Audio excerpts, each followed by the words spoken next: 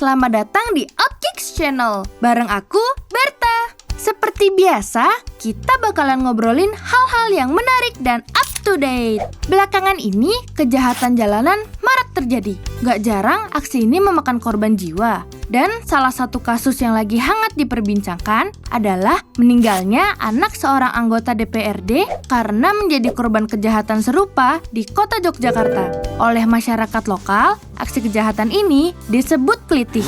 Aksi semacam ini sudah sering terjadi sejak beberapa tahun lalu dan kayaknya makin hari makin jadi deh.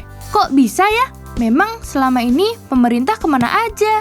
Sebelum kita kupas lebih dalam, pastikan kalian sudah subscribe channel ini dan jangan lupa loncengnya juga dinyalain biar tidak ketinggalan topik up to date lainnya.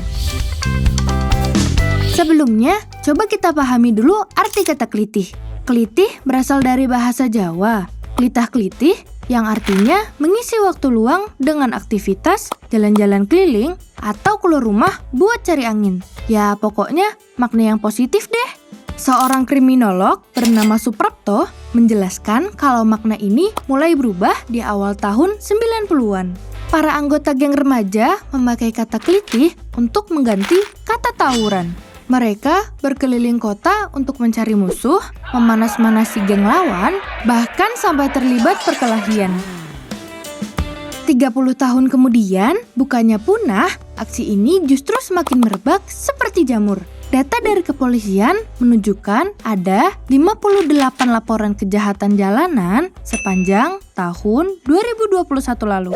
Tapi, klitih ini berbeda dengan begal, guys. Kalau begal, pelaku pembegalan mencuri barang-barang dan menyakiti korban karena terdorong motif ekonomi alias butuh uang. Nah, kalau klitih ini, pelakunya adalah para remaja anggota geng jalanan yang melakukan kejahatan karena alasan seperti musuh bebuyutan gengnya, ditantang oleh senior, gabut dan iseng, adu kekuatan, pokoknya alasan-alasan yang gak logis deh.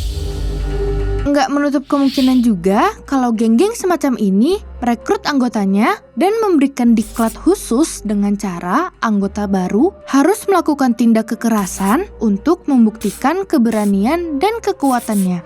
Sedih dong pastinya ngelihat para remaja berbuat kriminal tanpa motif yang masuk akal. Kalau dilihat sekilas, ini mungkin bisa dibilang kenakalan remaja. Yang namanya remaja, kan egonya masih gede banget, hormonnya juga nggak stabil.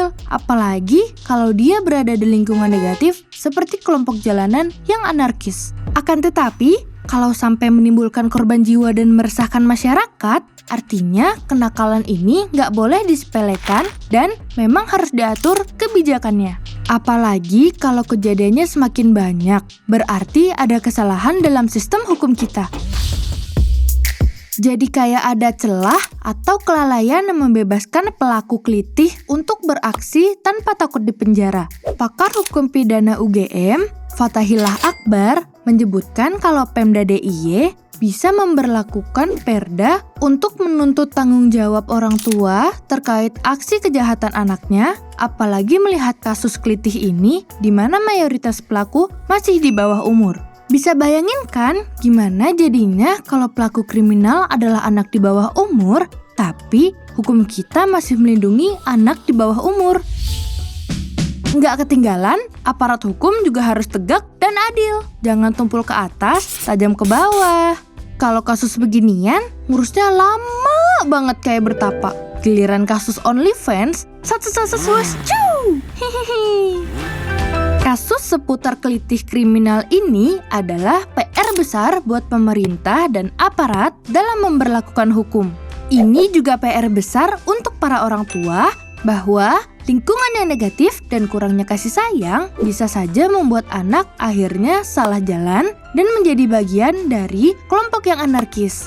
Itu dia informasi tentang kejahatan jalanan yang sampai saat ini masih bertambah kasusnya. Semoga pemerintah bisa ambil langkah serius untuk menekan angka ini. Gak mau kan salah satu daerah istimewa di Indonesia terkenal karena kriminalitasnya? Niatnya jalan-jalan ke Jogja, nongki di angkringan tengah malam sambil ngedate, malah jadi korban klitih tanpa motif. Duh, jangan deh! Komen dong info apa lagi yang harus Berta ceritakan di video selanjutnya. Sebelum pergi, jangan lupa tinggalkan jejak berupa like, subscribe, dan share video ini ke teman-teman kalian.